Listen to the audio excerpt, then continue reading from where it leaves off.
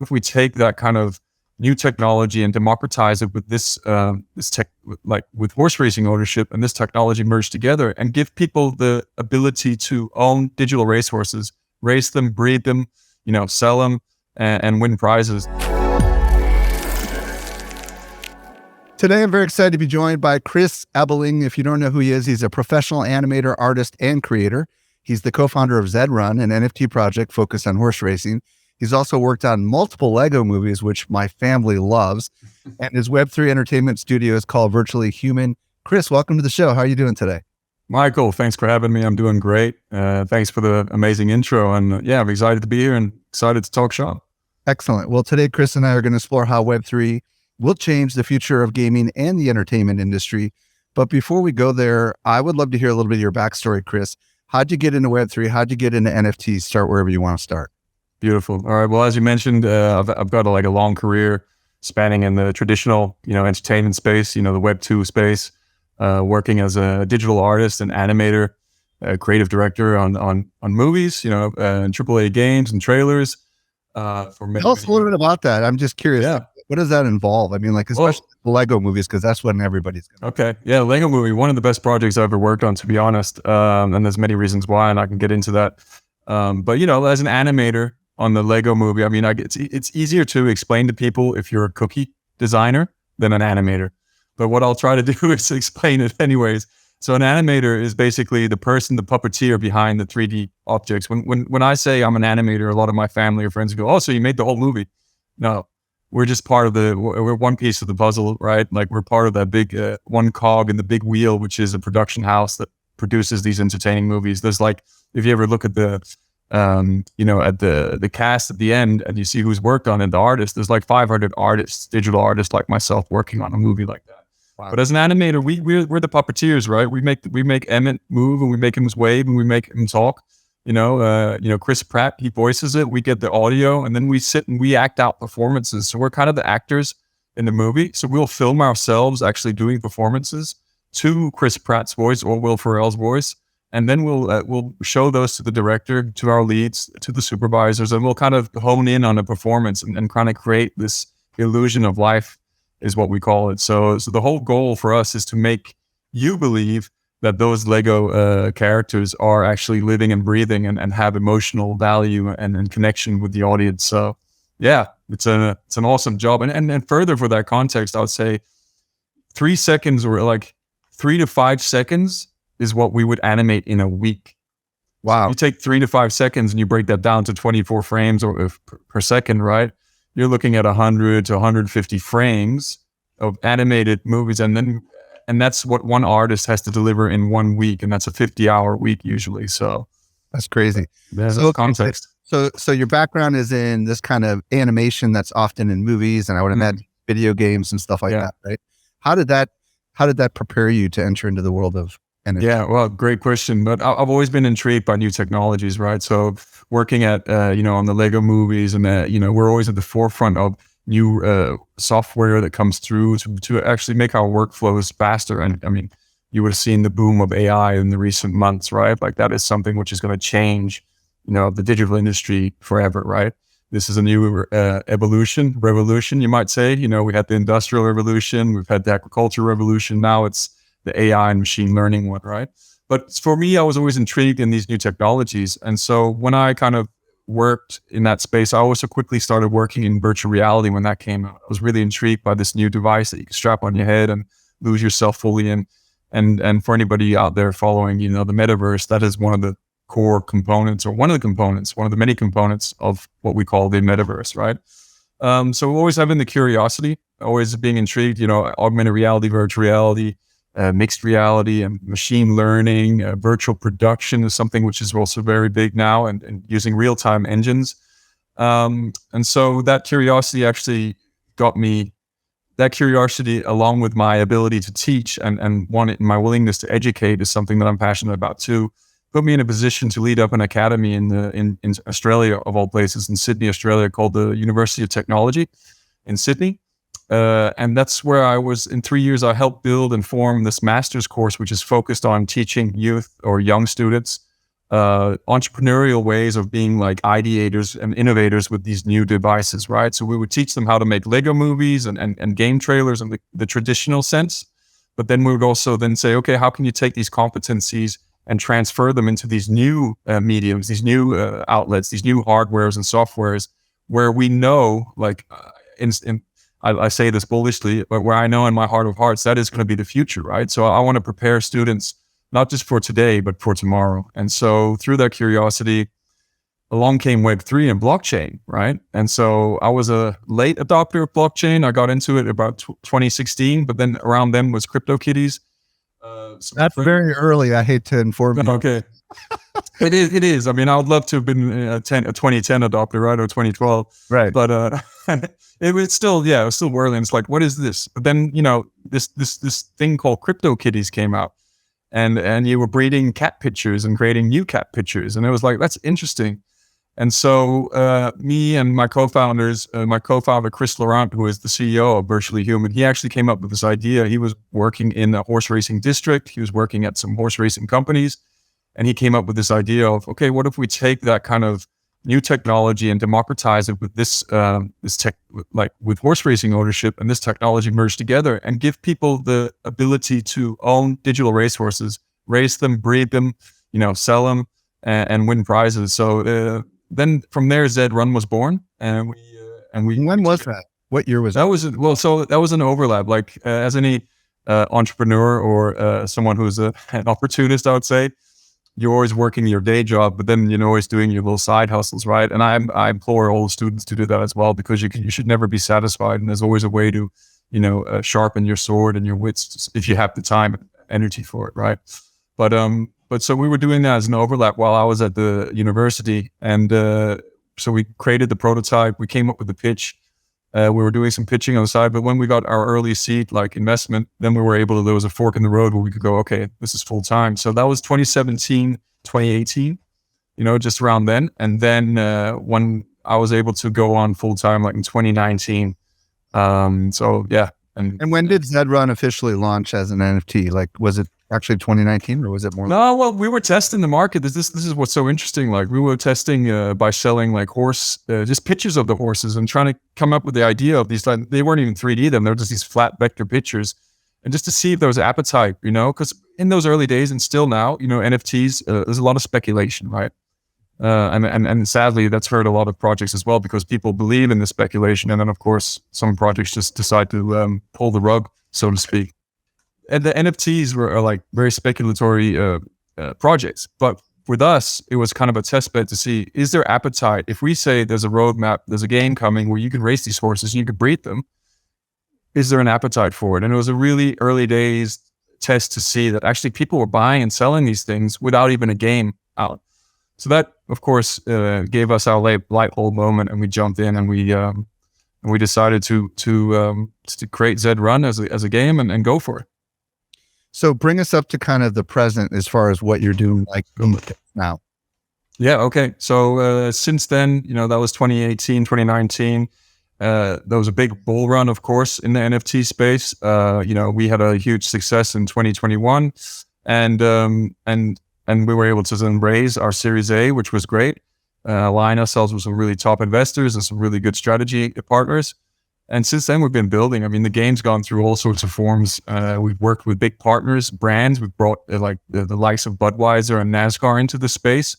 So there's been a lot in that time because it's so new. There's been a lot of, I dare say, trial and testing, right? You're trying to figure out what the framework and the format is for success in this space. And we've seen some early successes with the partnerships we're doing, and then we're continuing to do them. So we're iterating on those and building out more.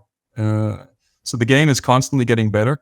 We're changing the way that it's played, the game mechanics, and we're really trying to move into what we've learned is that in the early days of Web3, everybody was trying to cram people in. Hey, this is Web3. This is why owning your digital assets, isn't that great?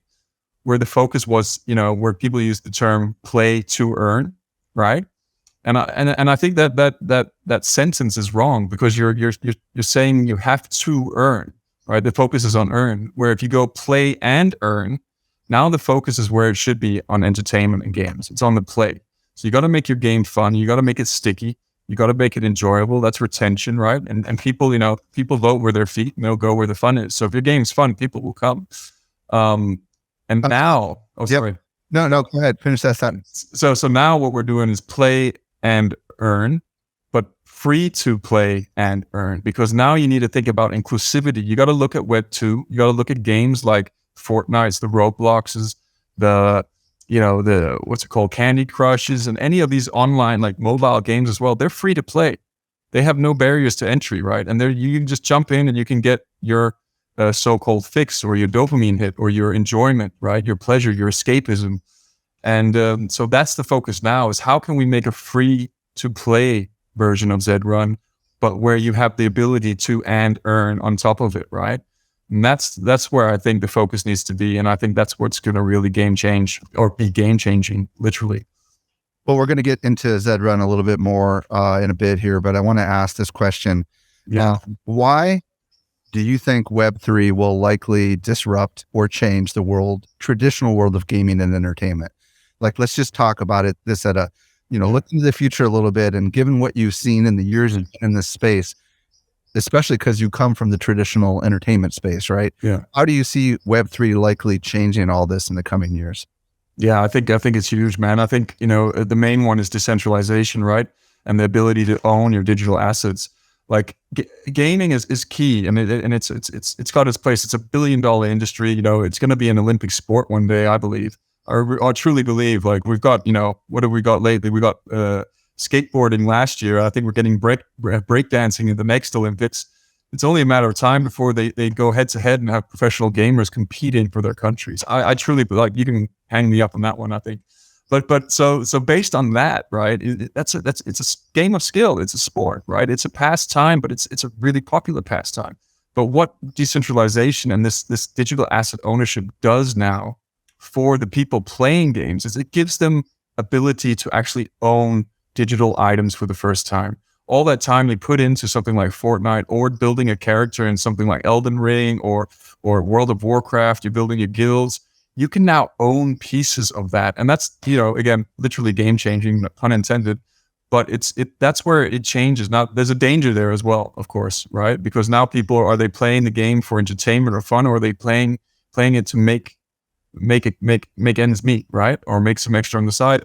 But I dare argue with that there's already people doing that without decentralization, digital asset ownership, and they're called streamers, or they're professionals, right? They're making ends meet by actually putting in the hours every day and being good at what they do, and hooking in an audience that then can raise some, tangible rewards for them.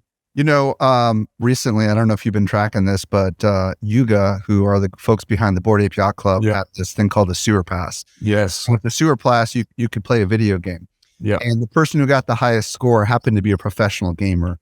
I saw that. He won an NFT, and he recently sold it for 1,000 wrapped Ethereum, which was 1.6 million. 6 million. And this is more than he made 2 years in professional gaming. Yeah. And, this is kind of big money potentially for gamers, right? Because he owned this thing. He put it up for sale in a digital marketplace. Now someone else owns it. He did the work. He won the prize, but the prize is now transferable to someone else. Yeah. That simply wouldn't be possible in traditional gaming. Is that fair? Yeah, that's fair. That's fair. And it's incredible. It's an incredible story, that, and there's just going to be more of it. I mean, we're still very early days, right? But to see something like that in Yuga Labs and do that is incredible. And we saw similar successes, and I've seen similar sales with Zed horse races, with Zed horses. Really? We've seen Zed horses sell for $250,000. Wow. Right. It's not 1.6, but it's, because people want to, it's a lot of money, man. That's life-changing money. And people want to but people believe in that investment because they see that that's a good horse, and there's a good bloodline, a good digital bloodline that they then can breed more horses out of and create championship stables. So, and then they can make that money back over time. So it's really how you strategize and how you play the game. In the terms of the Yuga Labs one, I mean, congrats to the Fortnite guy. I saw actually the run through. Did you see him play it? It went so fast.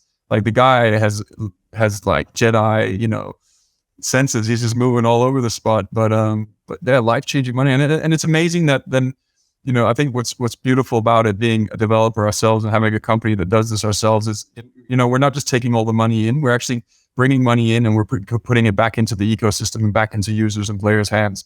And I think that's a beautiful thing because it can change people's lives. But it also just incentivizes and makes it co-ownership, right? Which is a big deal, like co-creation and co-ownership, creator economies, which I hope we'll touch on as well. Well, and my understanding is that in the traditional gaming world, there are professional businesses, right? Where there's like leagues that people would enter and they hire professional gamers and they try to make business out of it.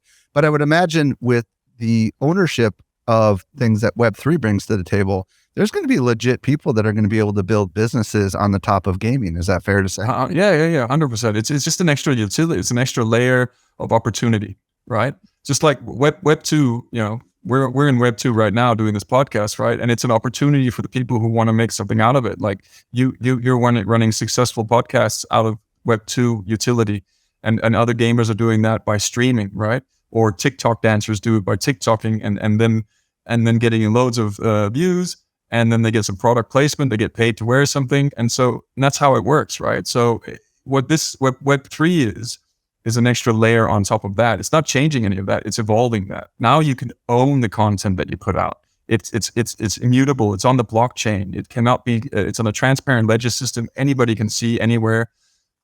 That's game changing, right? If we think beyond gaming and we think about movies in the future and stuff like that, what are your thoughts about how Web3 is going to alter the future of movie production, for example, or and kind of television shows and stuff like that?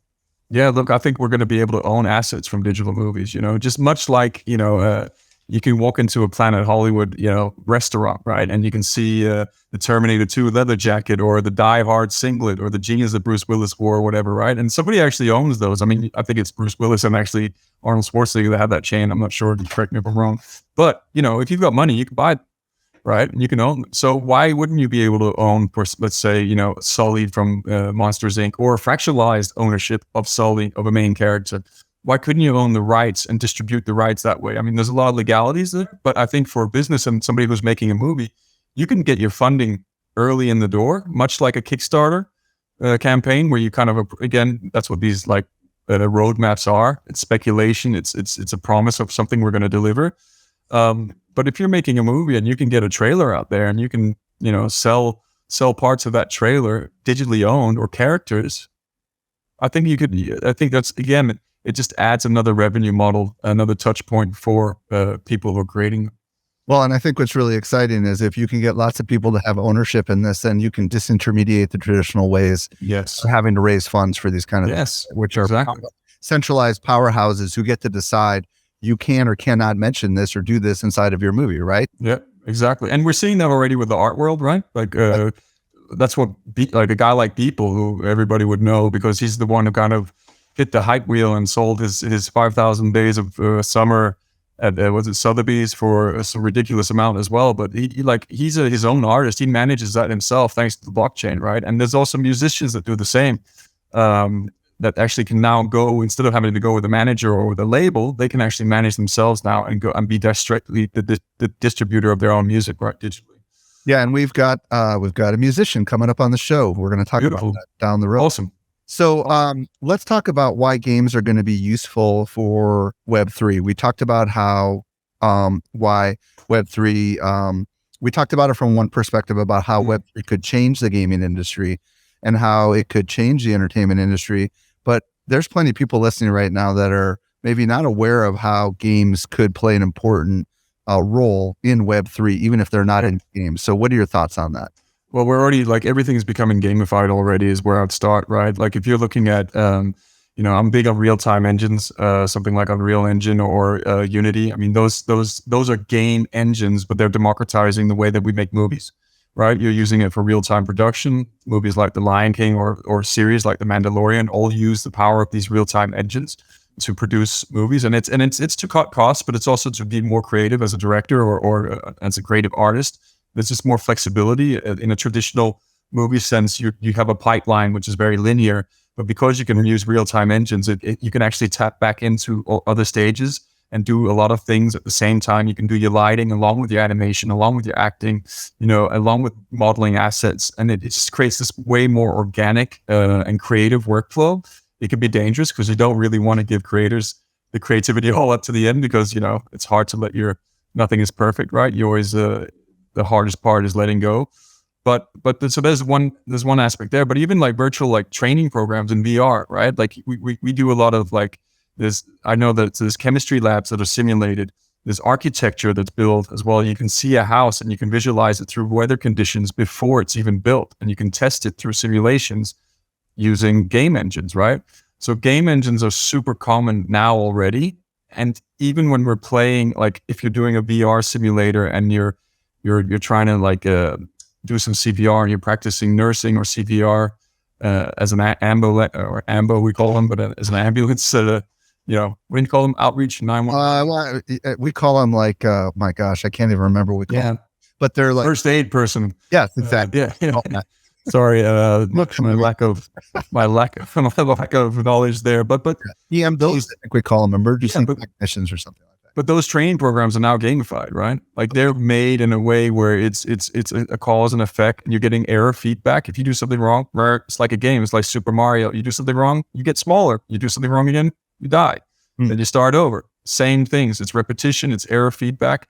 And so we're seeing that in a lot of different sectors now. And out there say that all the kind of silos we used to be in are now being like broken down, and it's merging into this kind of blend, which again is what the metaverse is all about as well. It's well, from a Web3 perspective, don't you think that games are going to get the masses in? Because I do feel like right now there's so few people that have a digital wallet, for example, and even understand what Web3 is. And I would imagine games could be the vehicle to onboard people pretty massively, don't you think, into the world of Web3? 100%. And we've already, and actually to that point, we've already seen that with for example, ZedRun. There's been many of our users that have come out and said that we're their first NFT.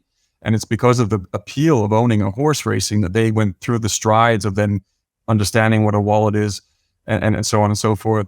However, the wallets are still a huge friction point. So that's why we're trying to also move into this free to play and earn model that I mentioned before, because it's super important that you don't add these frictional points of, because us humans, lo and behold, these last 10 years, we've gone from 12 seconds attention span to like 7. We're like, our attention span now is like a goldfish, right?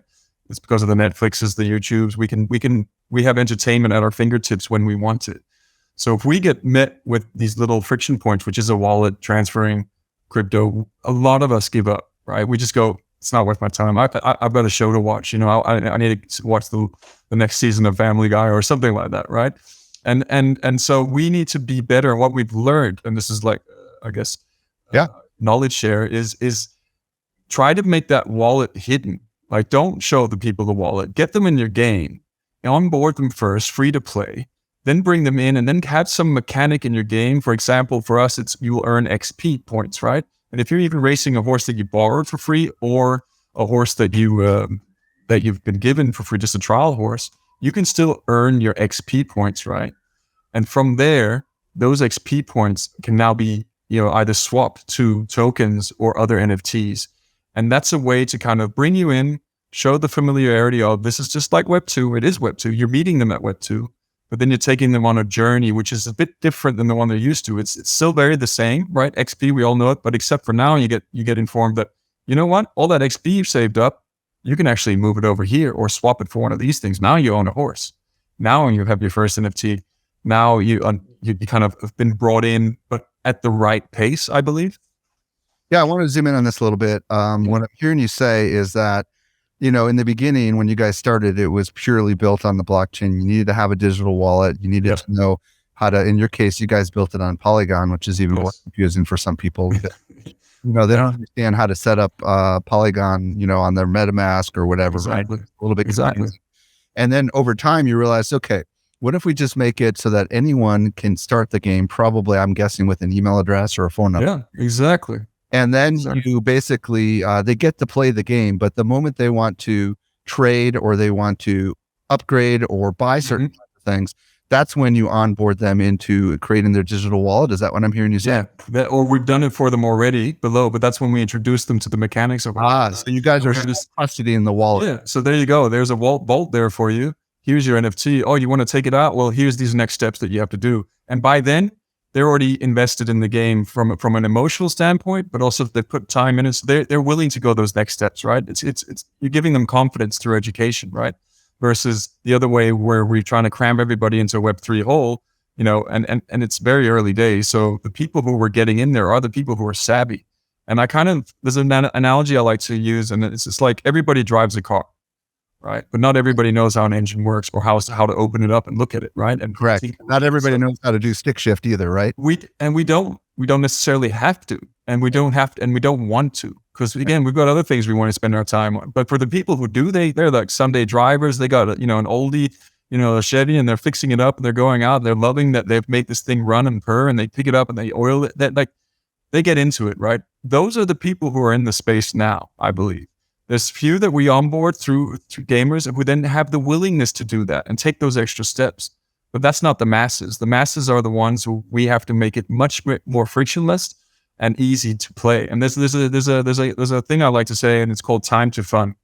You can measure your game or your experience in time to fun. How fast can I get you, Mike, to sign up and get onto the racetrack and see your horse run down the field, so you can get that experience and entertainment as fast as possible? And that's a really important metric I think everybody should consider.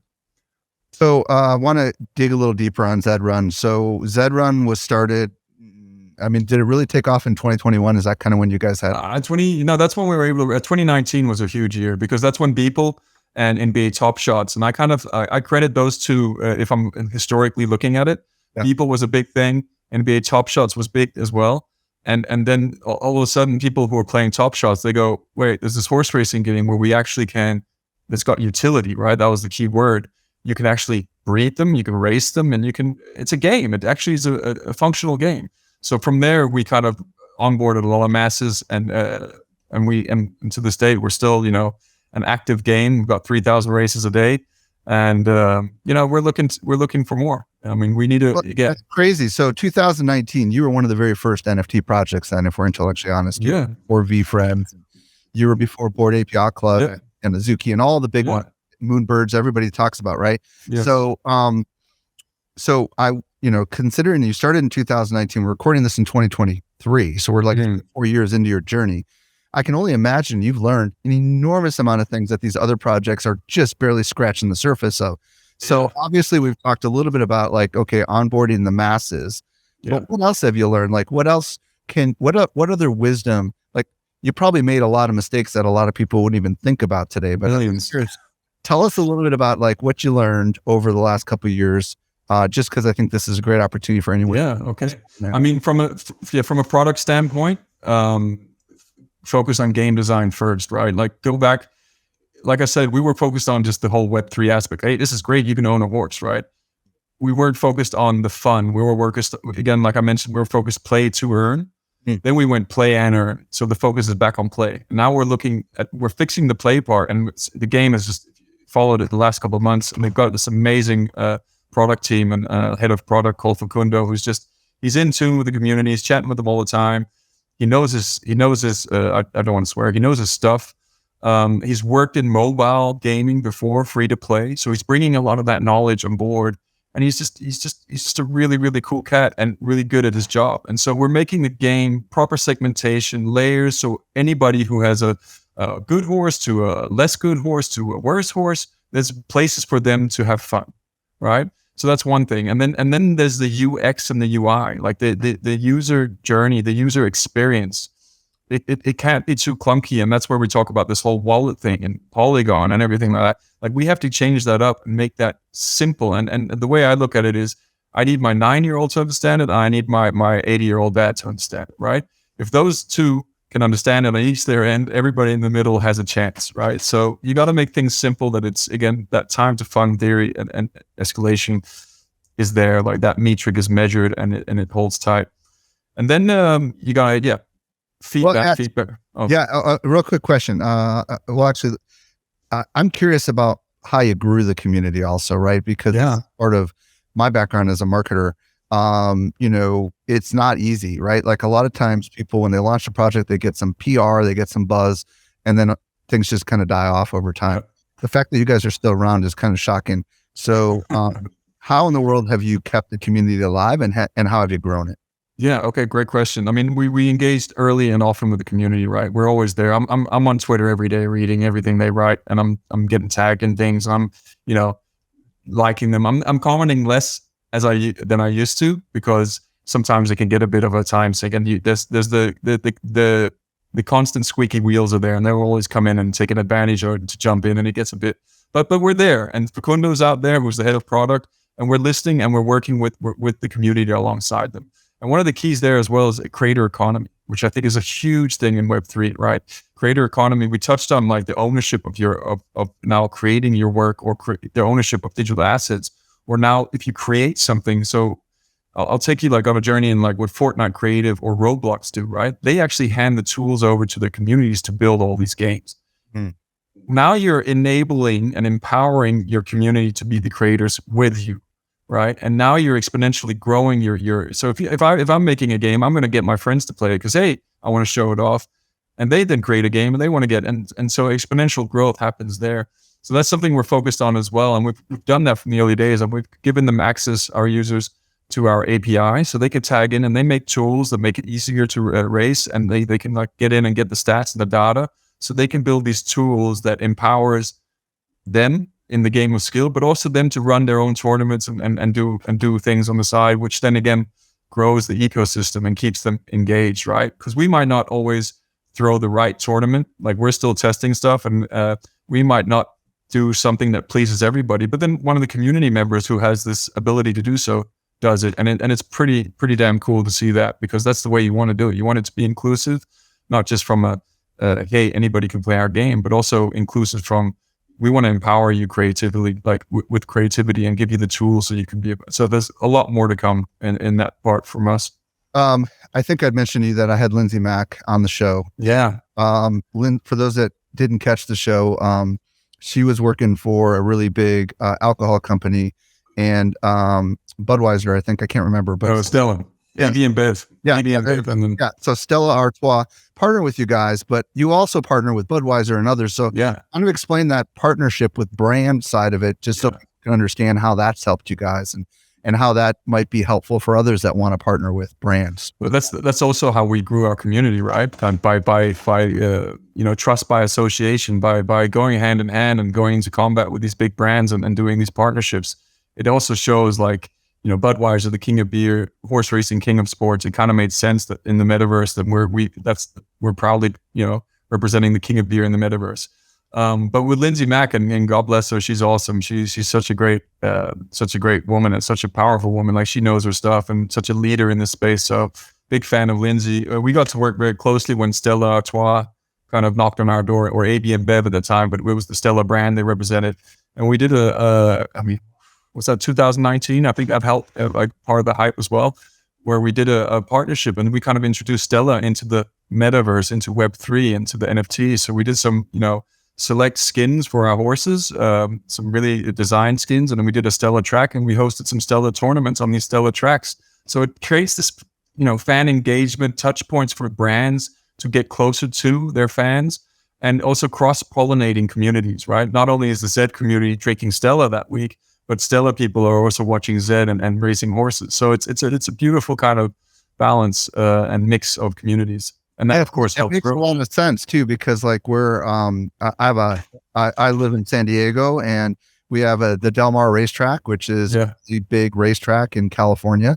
And if you've ever been to the Del Mar racetrack, it's very fancy. You know what I mean? And it's the wealthy that go there, right? Like, and Stella is considered a higher end beer, right? So the idea was to attract the audience that's into the fanciness, if you will, of horse racing, right? Because it's not like car racing, right? Which is totally different audience. Yeah, Coors Light, right? Or whatever beer is. Yeah, exactly. Yeah.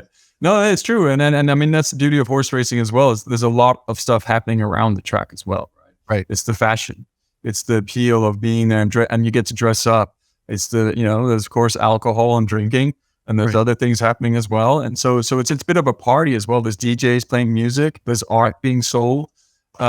And we've done things with real world horse racing down in Australia. Victoria Racing, who hosts the Melbourne Cup, which is the race that stops the nation in Australia.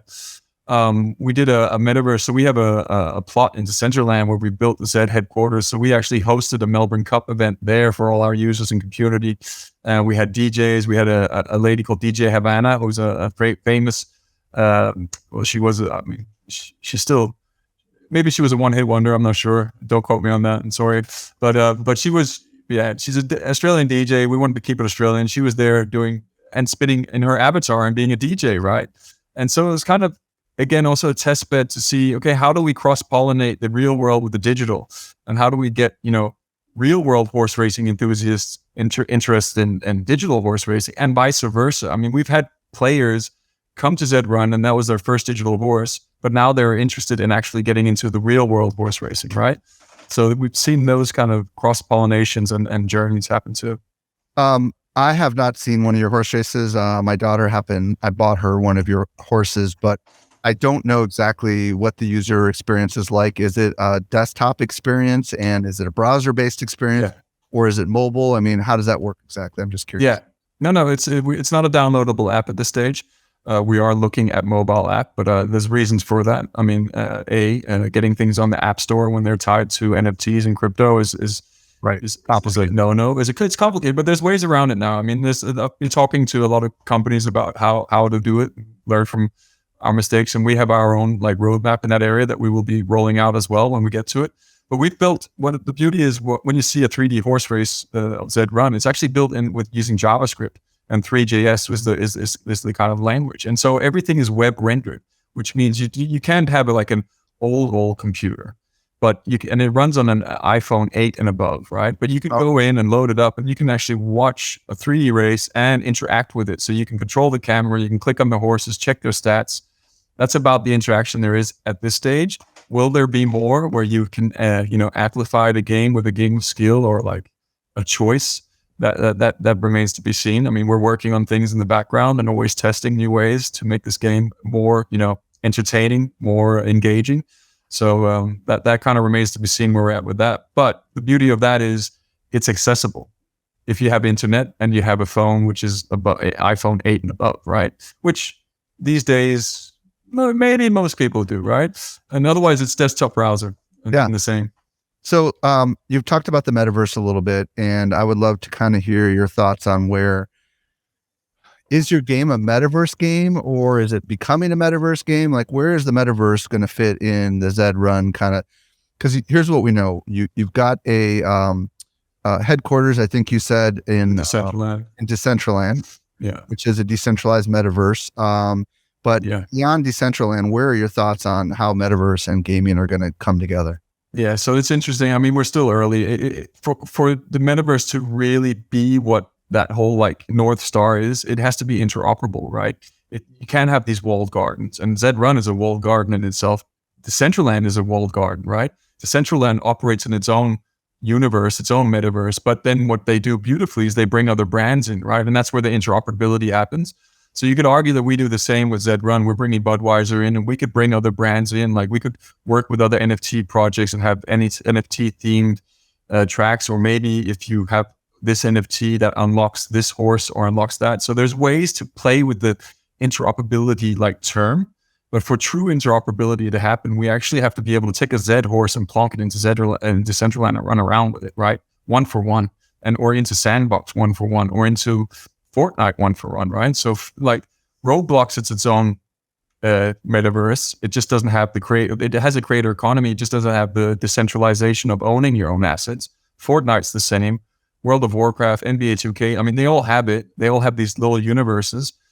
What we need to do is actually link them all together. And that takes, we need to have a standardization, a format with 3D assets. It's not in the early days of the internet, we had the same issue. There was multiple internets, right? They had AOL that you had to log on to the internet with.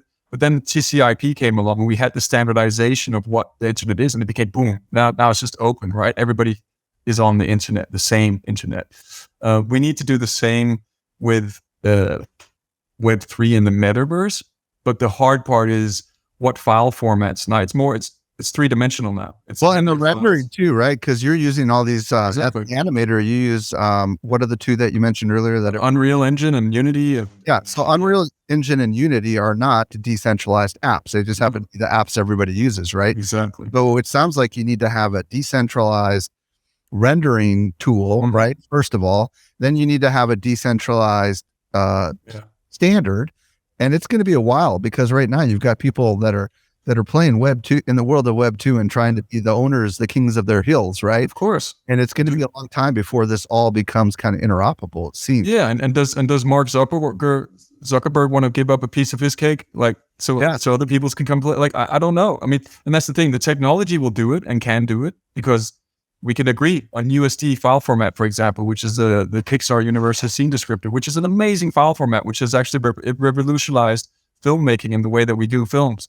We could all agree on that, but it's the humans that need to agree. The tech is there, the humans maybe not so much, right? Because there is something called greed and ego and in it for themselves. So it's going to take some really like some regulations, some rules, some agreements.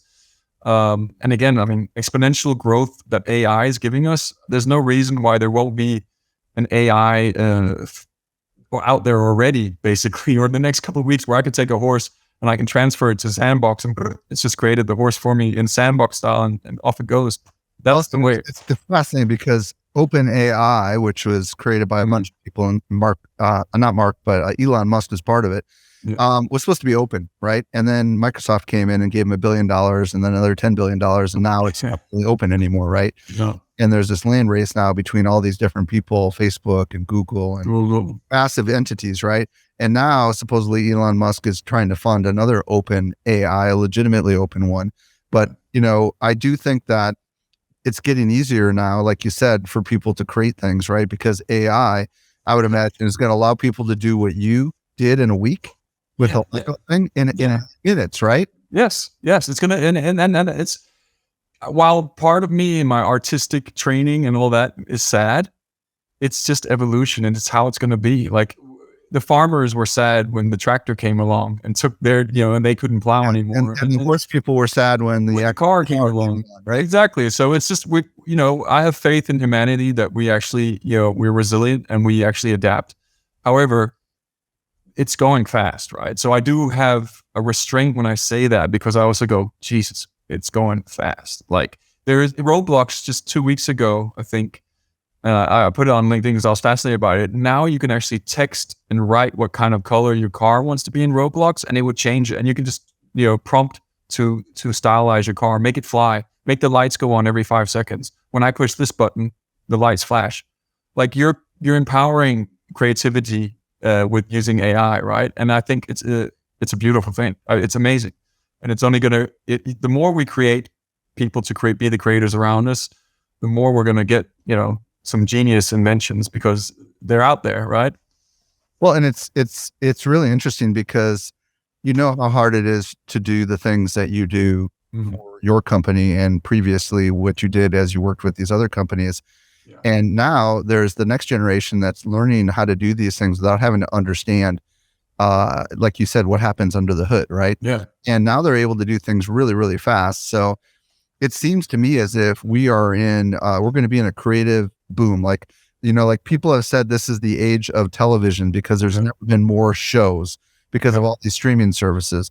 Well, now I think we're about to enter in this age of creativity unlock, right? Because people that never knew that they could be writers are going to be writers because of these tools. Yes. People that never knew they were artists are going to turn into artists because they're going to learn how to manipulate these tools. Yeah. And when they all start working together to create stuff, it's going to be pretty phenomenal. Don't you agree? Yeah, it's going to be amazing. And again, like you look at history tends to repeat itself.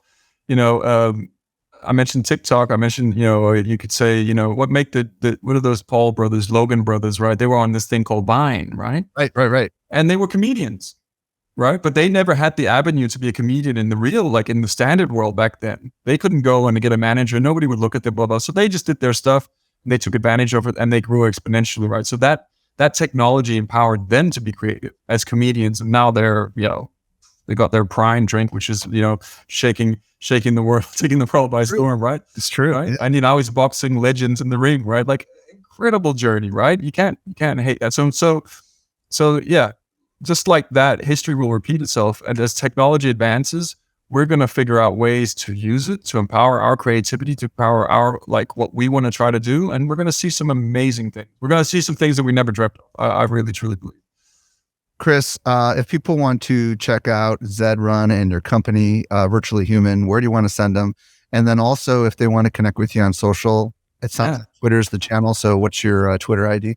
Yeah, I am Chris Ebeling on socials, but you can also hit me up on LinkedIn. Just my name, Chris Ebeling. I'm there as well. For those looking, it's Ebeling. Keep it going. It is, yeah, Chris Ebeling. For ZedRun, just go to zed.run, check it out. I mean, there's again, what we're focused on here is getting new people in just for free and just to try it out. So we'd love to come in, get a horse, try it out. Let us know what you think. Like, hit me up personally. Like, you can talk to one of the founders face to face, and please, by all means, anybody is welcome to pick my brain. I'm always here. I'm very passionate about the Web3 space. I'm very passionate about the future of this digital society that we're moving into. We already live in, basically. But yeah, this expansion, this evolution that we're on, and and then Virtually Human Studios, vhslab.com. Check it out. Chris Ebeling, thank you so much for coming on the show. Really appreciate your wisdom and insights today. Mike, man, anytime. Pleasure speaking with you. And I love being here. Thanks for having me.